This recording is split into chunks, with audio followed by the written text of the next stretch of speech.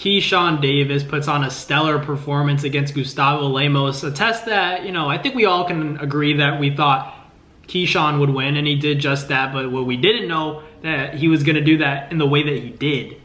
And I know that sounds complicated, but you know what I mean. I wasn't expecting a performance like that in the second round. Keyshawn's slowly turning into one of my favorite fighters to watch when it comes from pure excitement in the sport of boxing. I think he talks a big game, but guess what? This guy backs it up. And I'm telling you, I've met Keyshawn when I was covering a Tio fight, years back, and he always had that energy, and I was always curious. You can't help but be curious and say, this guy's a good prospect, but is he really gonna be like that? Is he really gonna back it up? And slowly but surely, he's dotting all the I's, crossing all the boxes, and he's showing me, yeah, Matt, I am that guy. I am that guy. Stopping Gustavo Lemos in round 2, he basically fought a welterweight in that ring, and it was just impressive. In a situation where Devin Haney, not to put Devin Haney on blast, but how they made a big deal about the weight, and Ryan Garcia missing weight. They said Devin Haney shouldn't take that fight. Keyshawn Davis, same thing happened to him. You could argue even worse, because this guy isn't even a big name to begin with, so what's the point in risking it? It's not Ryan Garcia. Why go through with the fight? Keyshawn does that, and not only does he win, he gets him out of there in the second round with a vicious left hook, dropping him 2 times, eventually getting the stoppage. Keyshawn had a great, solid performance. I was very impressed. Obviously, let's address the elephant in the room. Called out Tank. Do I think he's ready for that? Yeah, I'm not gonna say he's not ready, but I think that his optimal chance of beating Tank isn't just yet. I think that he's only going to get better, and against a guy like Tank, what's the rush? I think it's good to see him calling him out again, because these big fights take time to make, and who knows how much longer Tank will be at 35, if he wants to fluctuate in the weight divisions, if he wants to go to 40, maybe fight Ryan Garcia in a rematch at a catch weight, 143, and then, put another rehydration clause. There's a lot of unknowns with Tank Davis, and I don't want it to seem like Keyshawn's just clout chasing, because what he proved to me on Saturday night was that he's the real deal, that he's not afraid of fighting anybody, and honestly, Keyshawn Davis has the goods. I knew he had the goods, but I was curious, does it look the same against credible opponent and when there are high stakes? And you're telling me when a guy weighs in over 5 pounds of the weight limit, and you still take the fight and perform like that, you're telling me that's not good enough?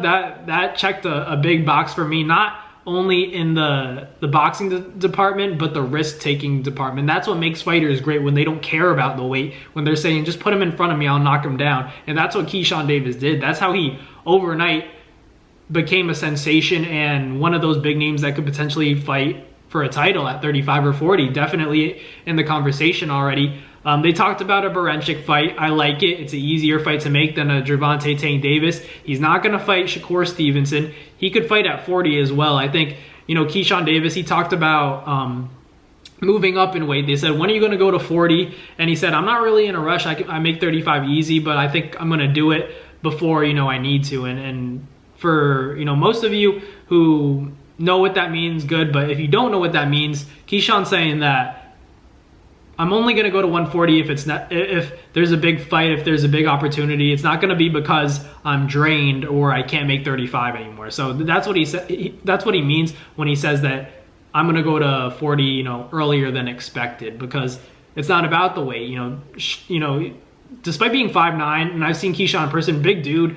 I don't know how he makes 35. I genuinely don't know how he makes 35, because he is a big guy, but obviously in the ring he's very cut up. So that's another thing. To see him at 140 would be great. He definitely called for that Teofimo Lopez fight. That's a big fight as well. That's a very risky fight for Teofimo Lopez. I think Tio's obviously a bigger name. He's a bigger draw right now, at least.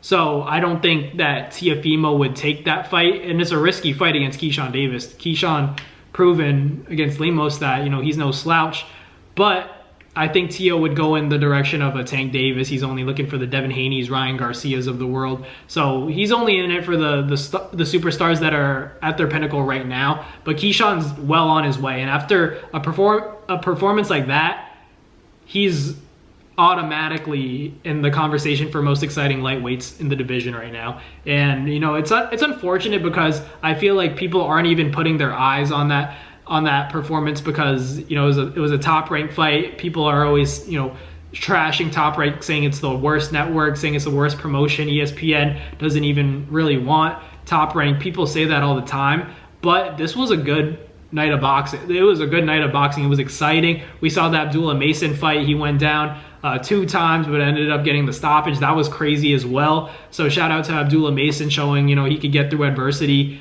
just fine and you know, end the show. Probably one of the most exciting rounds of boxing I've ever seen.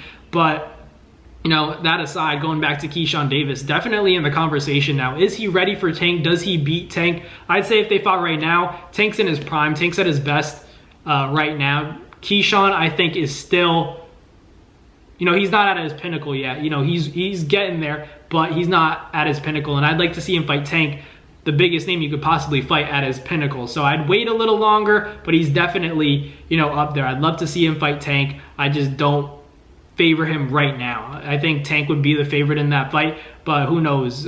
Years from now, as Keyshawn continues to put on tremendous performances like he did against Lemos, I think that, you know, it's definitely not out of the question that he gets a Tank fight and competes well and potentially wins that fight. He had a great performance. So shout out to Keyshawn Davis. But let me know in the comments down below, would you guys like to see Keyshawn Davis versus Tank Davis? Is Keyshawn ready, and who do you guys have winning that fight? Comment down below, but I will catch you guys on the next Nabs Boxing video. Thanks for watching. Like, comment, and subscribe. Peace. That's going to do it for another Nabs Fight Media video, guys. Thank you guys so much for watching. It's been your boy, Matt Nabong, with another video. Hope you guys enjoyed it all. Thank you guys for the constant support. Salute to y'all always. It's been your boy.